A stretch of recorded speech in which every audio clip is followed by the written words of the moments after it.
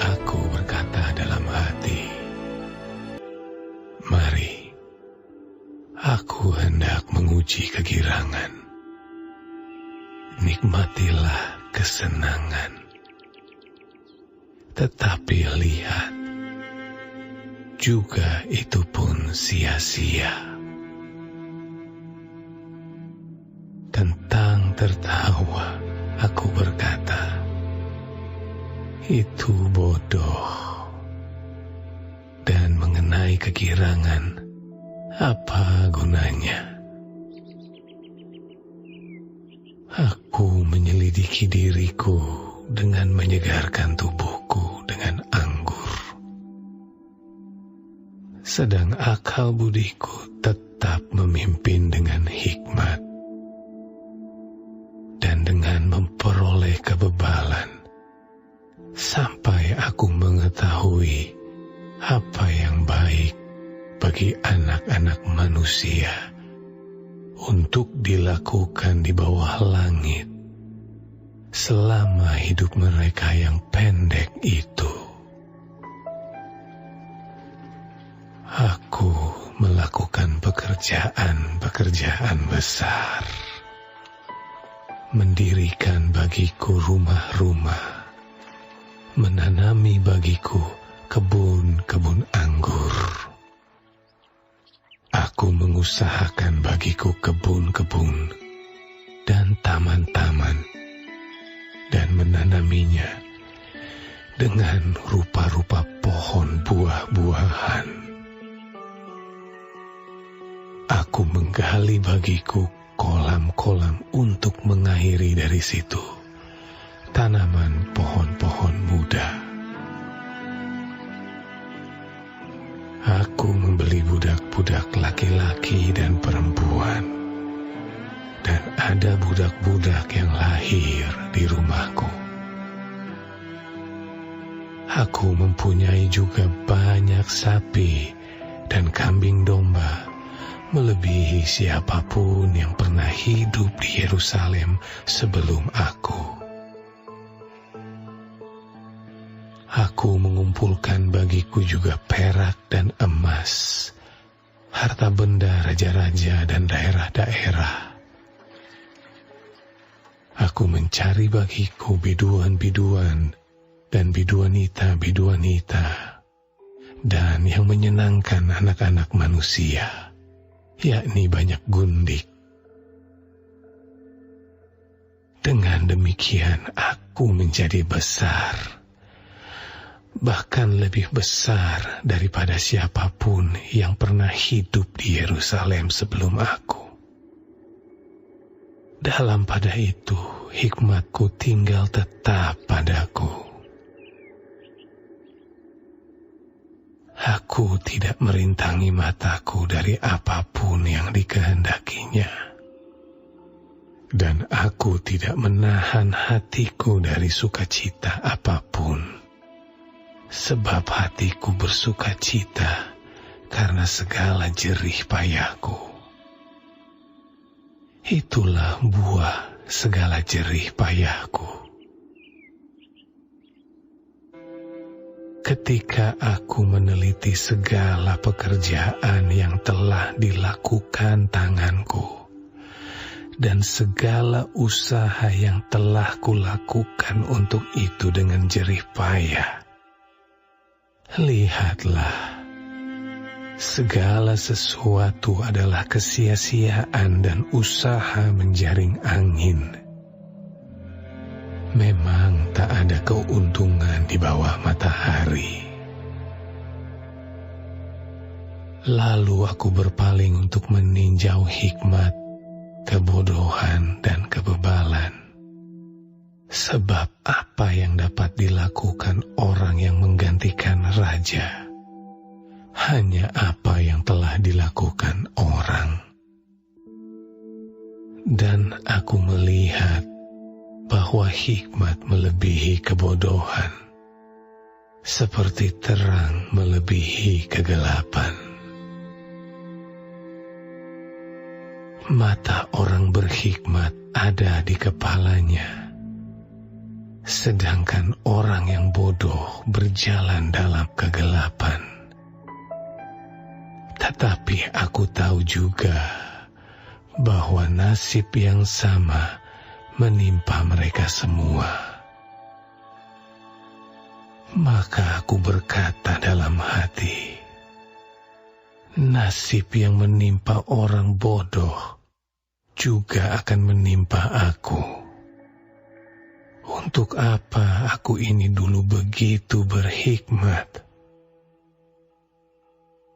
Lalu aku berkata dalam hati bahwa ini pun sia-sia. Karena tidak ada kenang-kenangan yang kekal, baik dari orang yang berhikmat maupun dari orang yang bodoh. Sebab pada hari-hari yang akan datang, kesemuanya sudah lama dilupakan.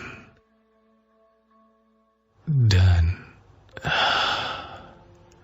orang yang berhikmat mati juga seperti orang yang bodoh. Oleh sebab itu, aku membenci hidup, karena aku menganggap menyusahkan apa yang dilakukan di bawah matahari. Sebab segala sesuatu adalah kesia-siaan dan usaha menjaring angin. Aku membenci segala usaha yang kulakukan dengan jerih payah di bawah matahari. Sebab aku harus meninggalkannya kepada orang yang datang sesudah aku.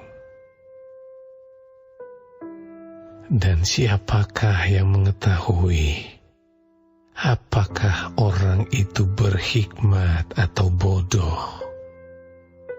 Meskipun demikian, ia akan berkuasa atas segala usaha yang kulakukan di bawah matahari dengan jerih payah dan dengan mempergunakan hikmat. Ini pun sia-sia. Dengan demikian, aku mulai putus asa terhadap segala usaha yang kulakukan dengan jerih payah di bawah matahari.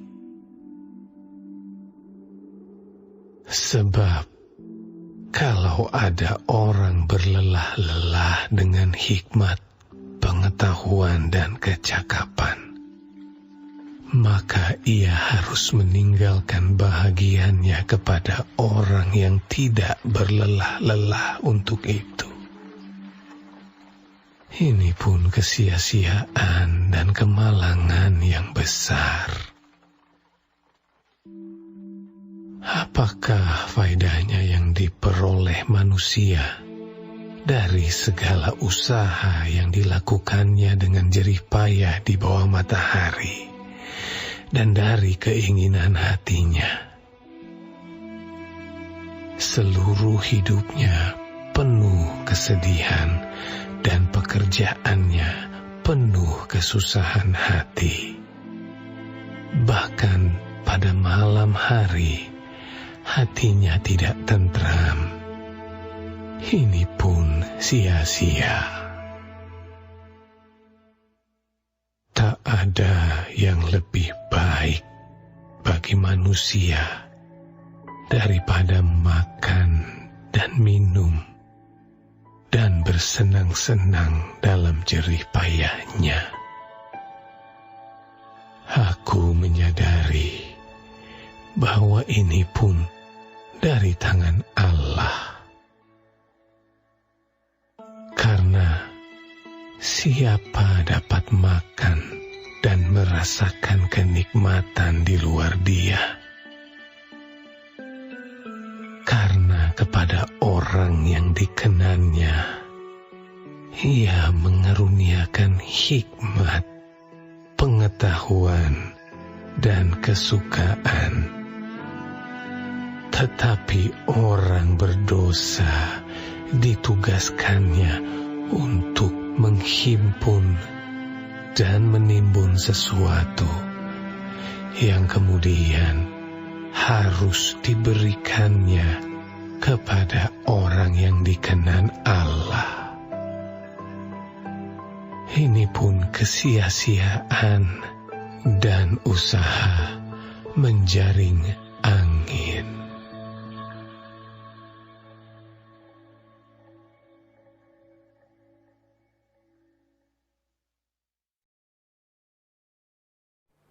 Shalom saudara-saudaraku yang kekasih di dalam Tuhan Yesus. Hari ini kita akan mempelajari Pengkhotbah 2. Tuhan Yesus memberkati. Saudaraku, lihatlah di ayat 12 sampai 17 mengenai hikmat dan juga tentang kebebalan. Raja Salomo menemukan keuntungan sementara dengan hidup bijaksana di bumi ini. Karena kesukaran orang berhikmat tentu ada, tapi tidak sebanyak kesukaran orang bebal, orang yang tidak mau belajar, orang yang tidak mau berubah, orang yang tidak mau bertobat. Tetapi semua keuntungan akan hilang saat kematian. Jadi hikmat duniawi itu tidak mempunyai nilai kekal. Ya. Ayat 18 sampai 23. Aku membenci segala usaha yang kulakukan. Maksudnya adalah bahwa hasil usaha manusia, jikalau tidak didedikasikan untuk kemuliaan Allah, tidak akan memiliki nilai yang kekal, abadi atau tetap. Bahkan harta yang banyak pada saat kematian pun tidak akan dapat dibawa. Akan dipakai, diambil, bahkan dihambur-hamburkan oleh orang lain. Ayat 24 sampai 26, tidak ada yang lebih baik bagi manusia daripada makan dan minum dan bersenang-senang dalam jerih payahnya. Aku menyadari bahwa ini pun dari tangan Allah. Karena siapa dapat makan dan merasakan kenikmatan di luar Dia? Karena kepada orang yang dikenannya, Ia mengaruniakan hikmat, pengetahuan, dan kesukaan. Tetapi orang berdosa ditugaskannya untuk menghimpun dan menimbun sesuatu yang kemudian harus diberikannya kepada orang yang dikenan Allah. Ini pun kesia-siaan dan usaha menjaring angin. Saudara, Salomo mencapai 2 kesimpulan: makan, minum, bekerja, segala aktivitas di dalam hidup itu hanya dapat sungguh memuaskan jiwa bila dilakukan di dalam persekutuan atau hubungan pribadi yang intim dengan Tuhan. Karena di luar Tuhan tidak ada kebahagiaan sejati. Ya.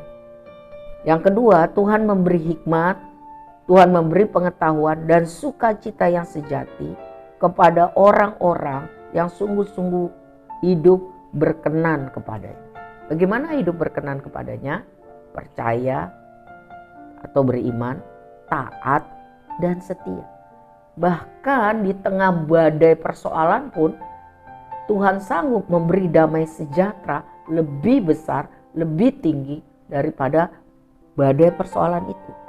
Jadi saudara, hidup ini adalah pemberian dari Tuhan, anugerah Tuhan. Manusia tidak dapat membeli hidup. Sebab itu kita harus melaksanakan, menjalani hidup ini hanya sesuai dengan kehendak Tuhan. Bagaimana mungkin kita dapat menjalankan seluruh kehendak Tuhan? Di dalam Alkitab dicatat bahwa Roh Kudus adalah oknum atau pribadi ya yang memiliki kuasa, kemampuan untuk menolong saya dan saudara, orang-orang yang percaya, untuk hidup sanggup melakukan kehendak Tuhan. Sanggup melakukan kehendak Tuhan itu tidak instan, itu proses pembentukan. Ya, seperti emas yang dibentuk melalui proses, melalui kesulitan hidup. tidak mampu manusia dengan kekuatannya sendiri, tetapi bersama-sama dengan Tuhan. Ya, Tuhan Yesus sudah naik ke sorga, dia memberikan Roh Kudus kepada orang yang percaya dan sungguh-sungguh meminta untuk mengajar, memimpin, menegur, menghibur waktu susah. Sehingga saya dan saudara tambah hari, tambah mampu melakukan kehendak Tuhan. Amin.